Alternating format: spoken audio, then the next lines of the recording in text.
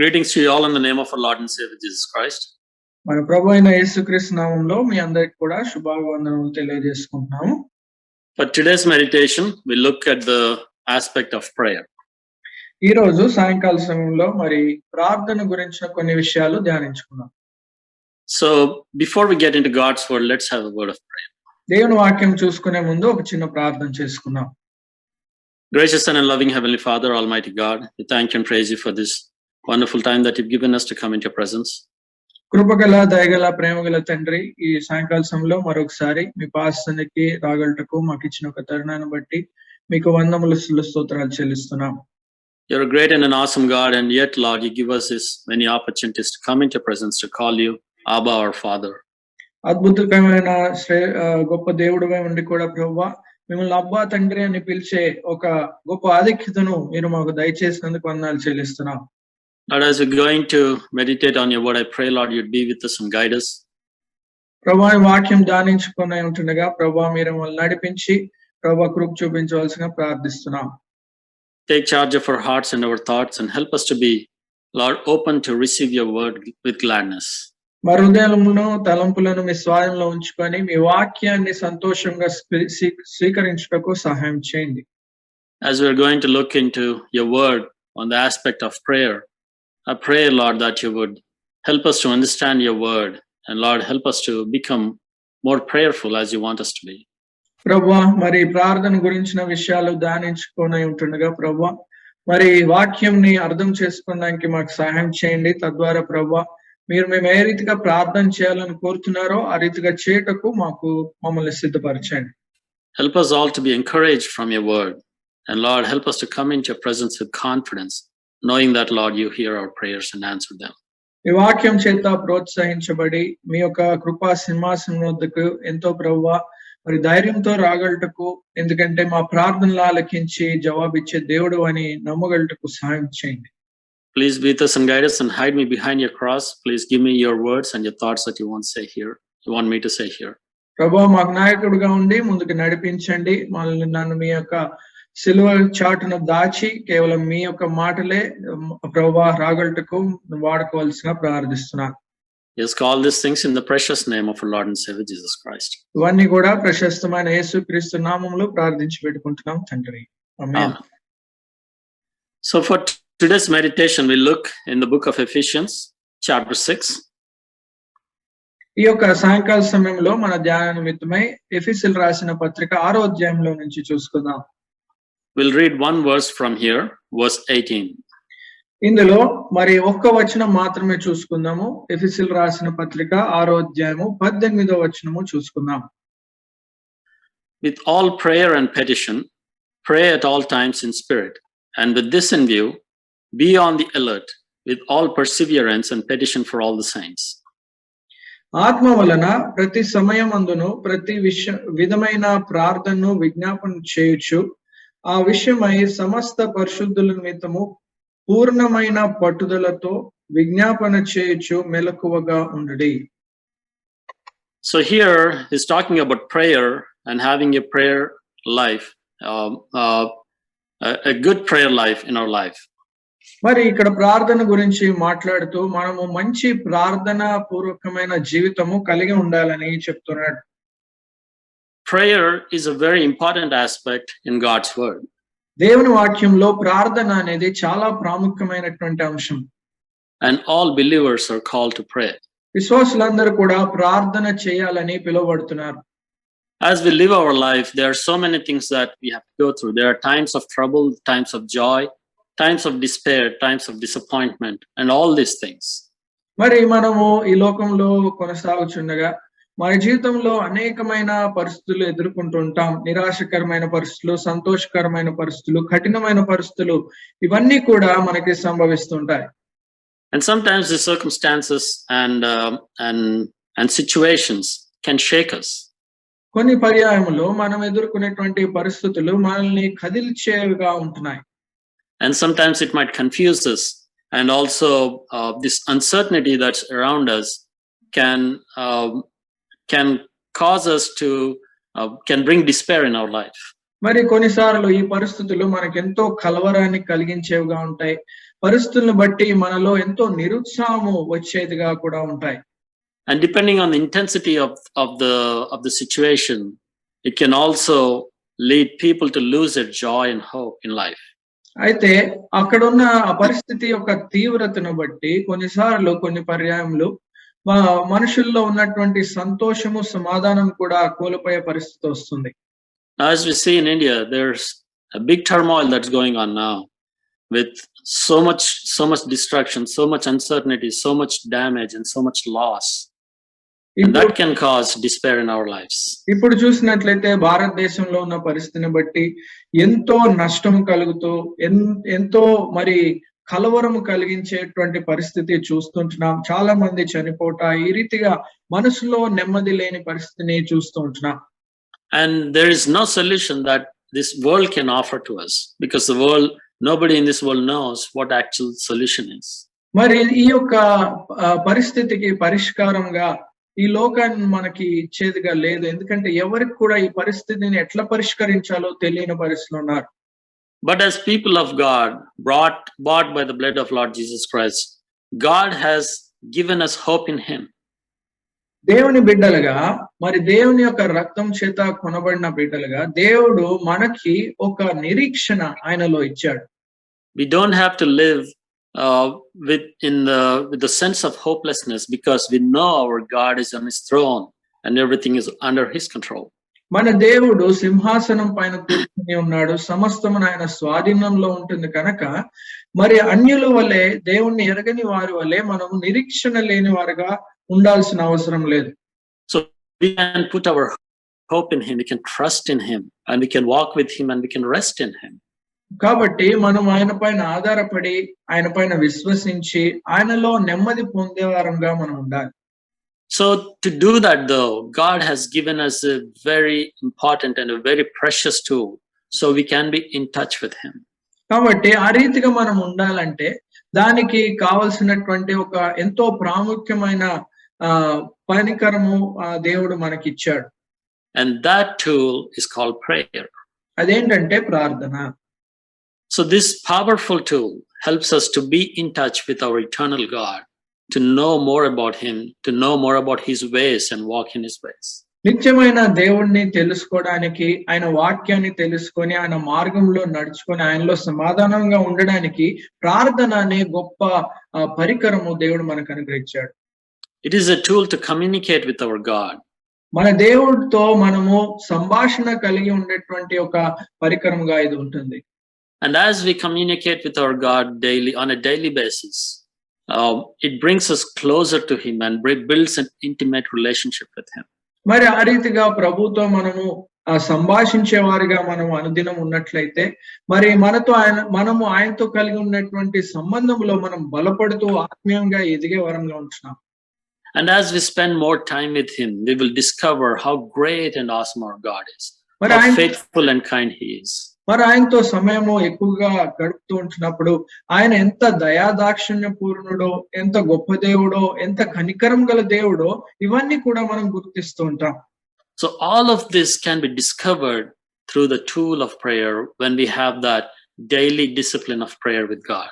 మరి దేవునితో ప్రతి దినము కూడా ప్రార్థన చేయడం అనేటువంటి క్రమశిక్షణ మన జీవితంలో కలిగి ఉంటే ఈ విషయాలన్నీ కూడా దేవుని గురించిన విషయాలు మనము తెలుసుకోగలం. And as you can see in verse 18 that we just read, here the context is talking about the armor of God, equipping the believer, equipping the child of God so that they can stand in this world. మరి ఇక్కడ రాయబడిన ఈ యొక్క 18వ వచనము ఏ సందర్భంలో రాయబడిందో చూసినట్లయితే దేవుడు మరి యొక్క సర్వాంగ కవచం గురించి మాట్లాడుతూ ఈ యొక్క ప్రార్థన అనేటువంటి దాని ప్రాధాన్యత గురించి చెప్తున్నాడు. And wearing the armor of God, he's saying with all prayer and petition, pray at all times in spirit and with this in view, be on the alert with all perseverance and petition for all the saints. ఆ సందర్భంలో ఏం చెప్తున్నాడంటే 18వ వచనంలో ఆత్మ వలన ప్రతి సమయమందును ప్రతి విధమైన ప్రార్థనను విజ్ఞాపన చేయొచ్చు, ఆ విషయమై సమస్త పరిశుద్ధుల నిమిత్తము పూర్ణమైన పట్టుదలతో విజ్ఞాపన చేయొచ్చు, మెలకువగా ఉండుడి అని చెప్తున్నాడు. So here there is a call to prayer. ఇక్కడ మనం ప్రార్థన చేయాలని ఆయన పిలుస్తూ ఉంటున్నాడు. So there is a call to prayer for every believer. We also see that in 1 Timothy chapter 2, verse 1, where it says, first of all, then I urge that entreaties and prayers, petitions and thanksgivings be made on behalf of all men. మరి ఇదే మాటని తిమోతికి రాసిన మొదటి పత్రిక 2వ అధ్యాయము మొదటి వచనంలో ఆయన చెప్తూ ఉంటున్నాడు. 1 తిమోతి 2:1, మనము సంపూర్ణ భక్తియు మాన్యతయు కలిగి నెమ్మదిగాను సుఖముగాను బ్రతుకు నిమిత్తము అన్నిటికంటే ముఖ్యముగా మనుషులందరి కొరకును రాజుల కొరకును అధికారుల కొరకును విజ్ఞాపనలో ప్రార్థనలు యాచనలు కృతజ్ఞాస్తులు చేయవలనని హెచ్చరించుచున్నాను అంటున్నాడు. So here he is encouraging and also encouraging the believers to pray, to have a prayerful life. మరి ఇక్కడ కూడా విశ్వాసుల్ని ఎంతో హెచ్చరిస్తుంటున్నాడు. ప్రార్థన పూర్వకమైన జీవితము మనం కలిగి ఉండాలని హెచ్చరిస్తున్నాడు. And also in verse 8 in the same chapter we see, 1 Timothy 2వ అధ్యాయము 8వ వచనం, కావున ప్రతి స్థలమందును పురుషులు కోపమును సంశయములు లేని వారై పవిత్రమైన చేతులెత్తి ప్రార్థన చేయవలనని కోరుచున్నాను. So as you can see, Paul here he's encouraging the believers to pray. ఇక్కడ అపోస్తలుడైన పౌలు చూసినట్లయితే విశ్వాసులందరూ కూడా ప్రార్థన చేయాలి అని కోరుతుంటున్నాడు. And so that is a very important aspect of every believer's life. ప్రతి విశ్వాసి జీవితంలో ఎంతో ప్రాముఖ్యమైన ఆ భాగముగా ఇది ఉండాలి. So in verse 18 in Ephesians chapter 6, the portion that we read, verse 18 starts with all prayer and petition, pray at all times. మరి 18వ వచనము ఎఫెసీయులకు రాసిన పత్రిక 6వ అధ్యాయంలో ఏమంటున్నాడంటే, మరి ప్రతి సమయమందును ప్రతి విధమైన ప్రార్థన విజ్ఞాపనను చేయొచ్చు అంటున్నాడు.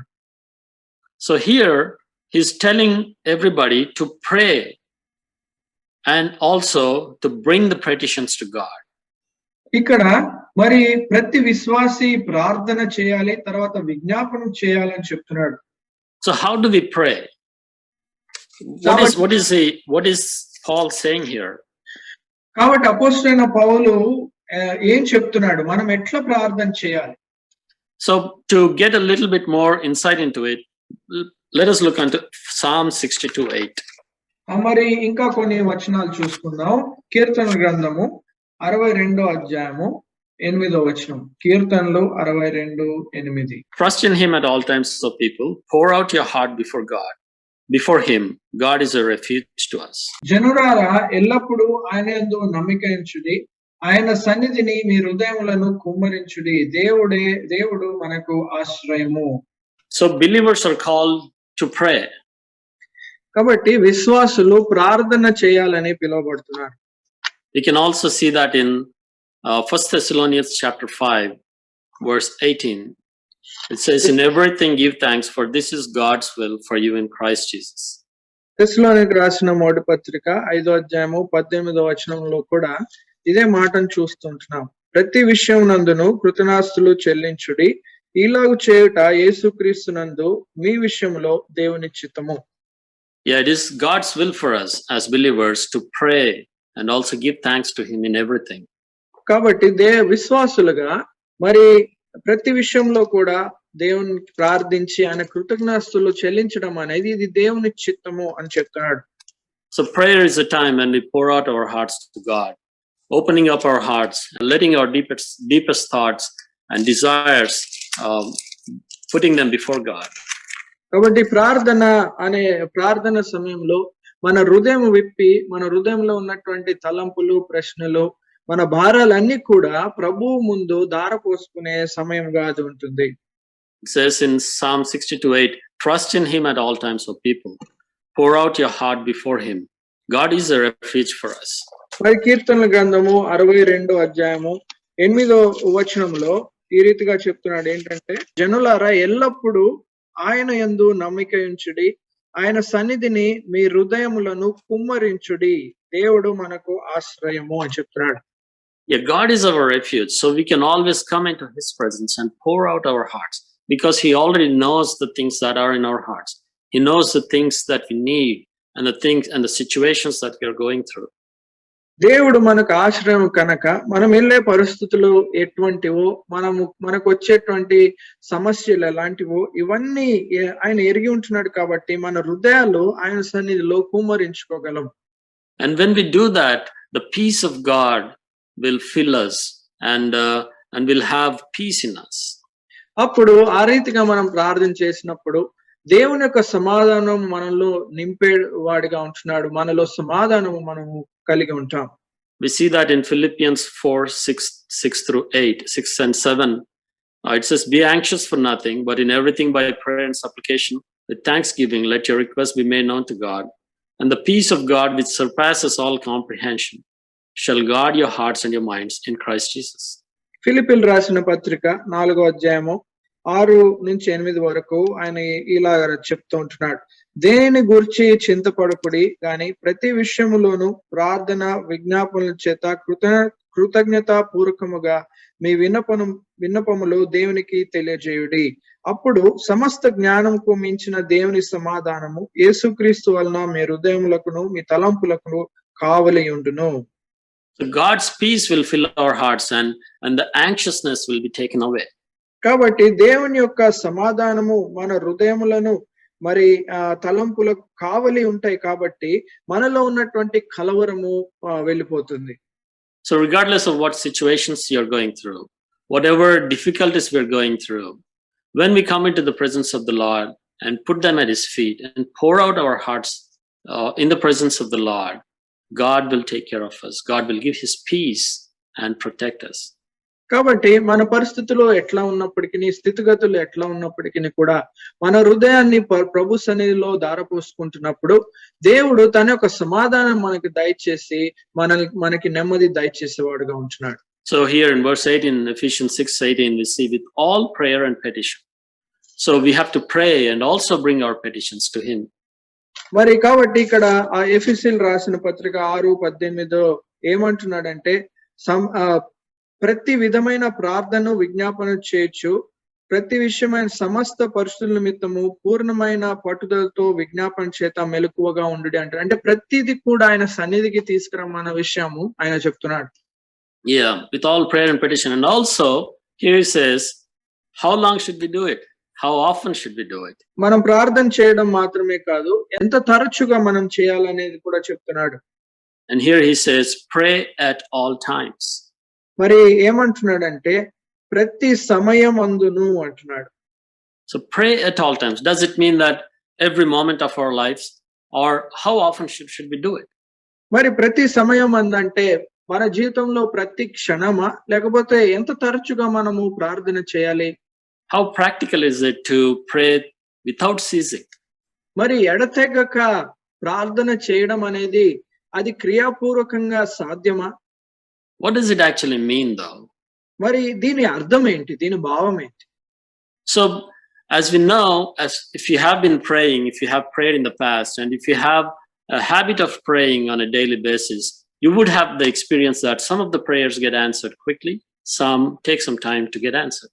మీరు ప్రార్థన చేసేవారైతే అటువంటి అనుభవము అటువంటి క్రమశిక్షణ మీ జీవితంలో ఉంటే మీకు ఇప్పటికే అర్థమై ఉండాలి ఏంటంటే కొన్నిసార్లు మన ప్రార్థనలకి జవాబు చాలా త్వరగా వస్తాయి, కొన్నిసార్లు త్వరగా రావు. And sometimes people pray only when they are in trouble. మరి కొన్నిసార్లు అయితే కొంతమంది మనుషులు కేవలం వారు సమస్యలు ఎదుర్కొన్నప్పుడు మాత్రమే దేవునికి ప్రార్థిస్తారు. But when things are going good, then God doesn't even come into their mind.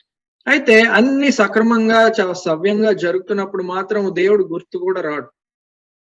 But here he says, pray at all times, regardless of what the situations, always come to the Lord and pray.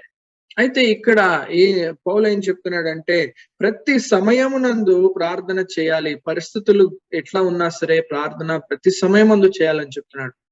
And even if the prayer answer to that prayer doesn't come quickly, keep on praying, continue to pray, don't give up. మరి మనం చేసే ప్రార్థనకి జవాబు వెంటనే రాకపోయినప్పటికీ నిరుత్సాహపడకుండా ఎడతెక్క మనం దాన్ని ప్రార్థిస్తూనే ఉండాలి అనే విషయాన్ని చెప్తున్నాడు. Please see Colossians chapter 4 verse 2. కొలొస్సీయులకు రాసిన పత్రిక 4వ అధ్యాయము 2వ వచనం. ప్రార్థన యందు నిలకడగా ఉండి కృతజ్ఞత గలవారై దాని యందు మెలకుగా ఉండుడి. So devote yourself to prayer, keeping alert in it. ప్రార్థన యందు నిలకడగా ఉండి అంటున్నాడు. So devoting yourself to prayer, meaning remembering all the time the goodness of God, the grace of God, the mercy of God, and also the providence of God, and praising Him and glorifying Him. ప్రార్థనలో నిలకడగా ఉండడం అంటే దేవుడు మన పక్షంన చేసిన కార్యములన్నీ జ్ఞాపం చేసుకుంటూ ఆయన మన పట్ల చేసిన మంచి కార్యములు, మనకి ఇచ్చిన అన్ని వనరుల విషయమై ఆయన మన విషయంలో చేసిన గొప్ప విషయాలు అన్నిటిని కూడా జ్ఞాపం చేసుకుంటూ ఆయనకు ప్రార్థన చేస్తూ స్తుతించాలని చెప్తున్నాడు. Yes, we should come to the presence of the Lord when we are in trouble, when we need His help, but also we should not forget the good things God has done to us and come into presence with thanksgiving. అవును, మనము సమస్యలో ఉన్నప్పుడు, క్లిష్టమైన పరిస్థితుల్లో ఉన్నప్పుడు దేవుని సన్నిధికి రావాలి ప్రార్థించడానికి. అయితే అంతేకాదు కానీ మంచి సమయాల్లో కూడా కృతజ్ఞత హృదయంతో దేవుని సన్నిధికి తరచుగా రావాలని చెప్తున్నాడు. So then how do we pray? When we pray to God, how should we pray? మరి ప్రభువుని ప్రార్థన చేసినప్పుడు ఎట్లా ప్రార్థన చేయాలి మనము? And here in verse 18 we see in the Spirit. So with all prayer and petition, pray at all times in the Spirit. మరి ఇక్కడ ఇంకో విషయం చూస్తున్నాను. 18వ వచనంలో ఎఫెసీయులకు రాసిన పత్రిక 6వ అధ్యాయంలో ఆత్మ వలన అని చెప్తున్నాడు. అంటే మనం ఆత్మలో ప్రార్థన చేయాలి. Yeah, so we should pray by the guiding of the Spirit. మరి పరిశుద్ధాత్మ దేవుడు మనల్ని నడిపిస్తూ ఉండగా మనము ప్రార్థన చేయాలి. This prayer should not be a canned prayer, meaning something that we can just read off a paper or just use some words that are normally used in prayer. That's not what prayer is about. ప్రార్థన అంటే ఏదో కొన్ని మాటలు paper మీద రాసుకొని చదివేది కాదు, లేకపోతే ఏదో కంఠస్థం చేసేసి దాన్నే ప్రతిసారి చదివేది కాదు. అటువంటిది ప్రార్థన కాదు. And many people do that, but that's not what prayer is about. Here we are told that the prayer should be guided by the Spirit of God. చూడండి, మరి ప్రార్థన అంటే అలా ఉండకూడదు. ఇక్కడ వాక్యంలో ఏం చూస్తున్నామంటే ఆత్మ చేత నడిపించబడి మనము ప్రార్థన చేయాలి. It's not some kind of a chanting or using some eloquent, elaborate words so people can see and acknowledge and maybe say, wow, what a good prayer. That's not what a prayer should be. ప్రార్థన అంటే ఎంతో చక్కటి పదాలు వాడుతూ మరి అందరూ వినేలాగా, అందరూ మెచ్చుకునేలాగా చేసేది కాదు ప్రార్థన. Please see Matthew chapter 6. మత్తయి సువార్త 6వ అధ్యాయము, మత్తయి verses 7 and 8. 7-8 వచనాలు. మరియు మీరు ప్రార్థన చేయనప్పుడు అన్యజనుల వలె వ్యర్థమైన మాటలు వెచ్చింపవద్దు. విస్తరించి మాట్లాడుట వలన తమ మనవి వినబడునని వారు తలంచుచున్నారు. మీరు వారి వలె ఉండకుడి. మీరు మీ తండ్రిని అడుగక మునిపే మీకు అక్కరనున్నవేవో ఆయనకి తెలియను. So here Jesus is actually addressing that. కాబట్టి ఇందాక మనం మాట్లాడుకున్న విషయాన్నే ప్రస్తావించి యేసు ప్రభు చెప్తున్న మాటలు ఇవి. And he's saying, do not use meaningless and repetitive words as Gentiles do. మరి అన్యజనులు చేసినట్టుగా వ్యర్థమైన మాటలతో వచ్చింపవద్దు, విస్తరించి మాట్లాడొద్దు అని చెప్తున్నాడు. We don't have to use big words and eloquently pray, but what God is looking for is not our speech, but our heart. మరి మనం ఎంతో చక్కటి పదాలు వాడి ఇట్లా విస్తరించి ప్రార్థన చేయవలసిన అవసరం లేదు. ప్రభు చూసేది అవి కాదు, కానీ మన హృదయాన్ని చూసేవాడుగా దేవుడు అంటున్నాడు. And in Romans 8:26 we see that actually the Spirit of God helps us to pray or to say the things that we can't even say. మరి రోమీయులకు రాసిన పత్రిక 8వ అధ్యాయంలో మనం చూసినట్లయితే మనకి ఆత్మనే ప్రార్థన చేయడానికి ఉచ్చరింప సఖ్యము కాని మాటలతో మూలుగులతో మనకి సహాయం చేస్తున్నాడు అనే విషయాన్ని చూస్తున్నాం. So the Spirit helps us to pray to God. కాబట్టి మనకు ఆత్మ మన బలహీనతలో సహాయం చేసేవాడుగా ఉంటున్నాడు ప్రార్థన చేయడానికి. So if you have never prayed, or if you're afraid of praying because somebody may think that you don't know how to pray, be encouraged, because God is not looking at what kind of words we are using, but He's looking at the heart of the person. కాబట్టి మీరు ఇంతవరకు ప్రార్థన చేయకపోయినట్లయితే, లేకపోతే ప్రార్థన చేయడానికి నాకు సరైన మాటలు రావే అని మీరు అనుకున్నట్లయితే, మీరు దానివల్ల నిరుత్సాహపడదు. ఎందుకంటే ప్రభు మీ యొక్క పదాలు పదజాలిక వాటి కొరకు చూడట్లేదు, కానీ మీరు హృదయాన్ని చూసేవాడుగా ఉంటున్నాడు. ఆత్మ చేత మనకి సహాయము చేసేవాడుగా ఉంటున్నాడు. Yeah, through the Spirit, God is going to help us and give us the words that we need to say.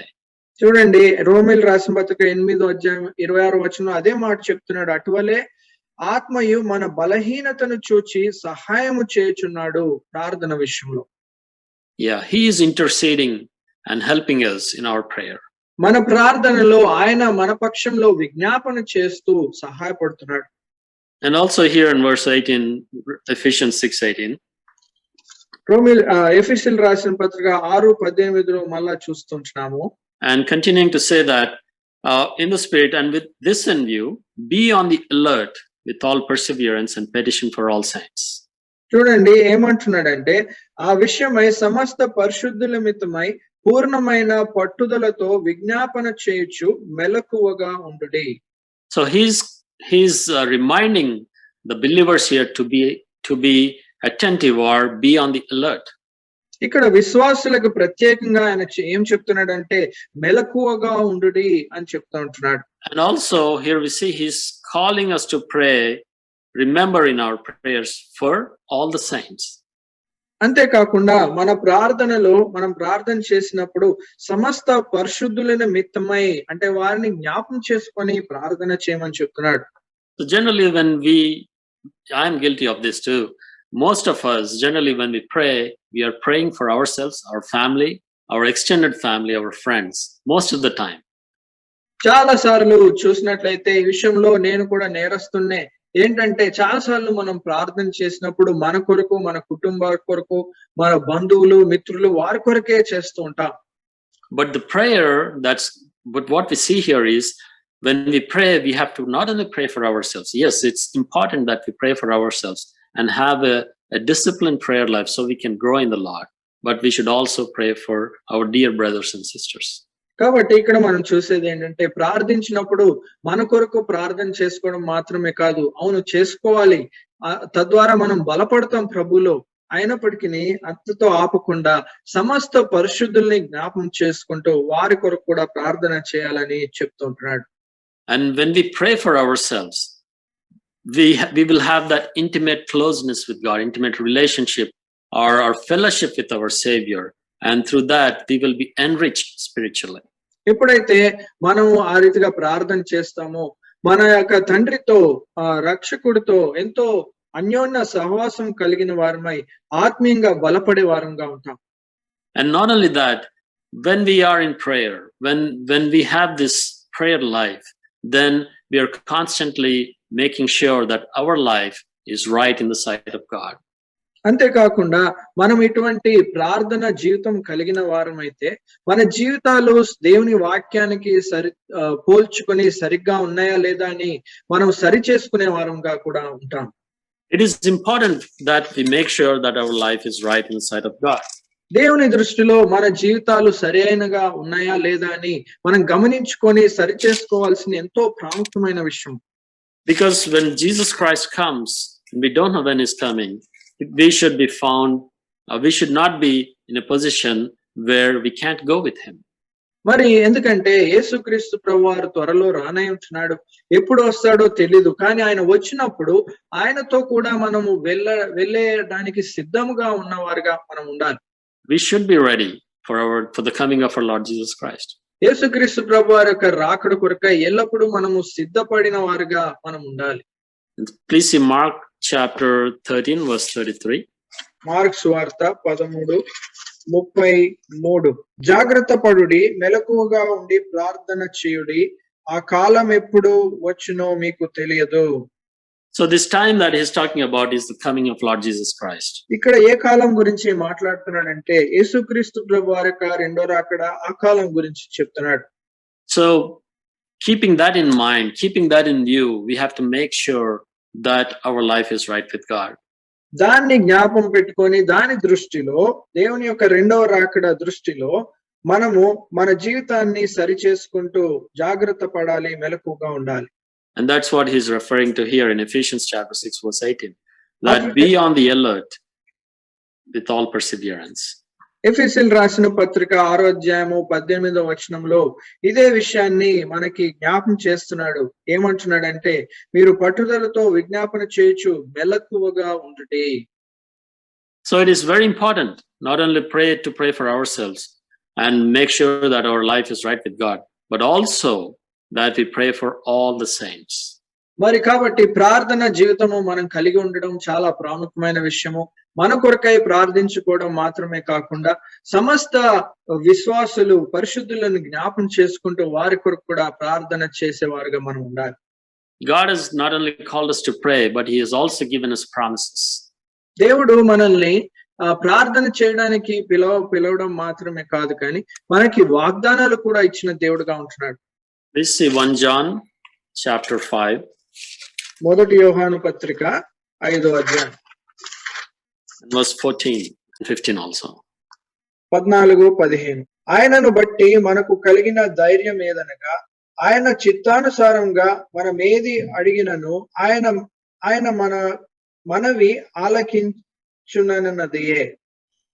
మనమేమి అడిగినను ఆయన మన మనవి ఆలకించునని మనం ఎరిగిన ఎడల మనం ఆయనను వేడుకొనినవి మనకు కలుగునని ఎరుగుదుము.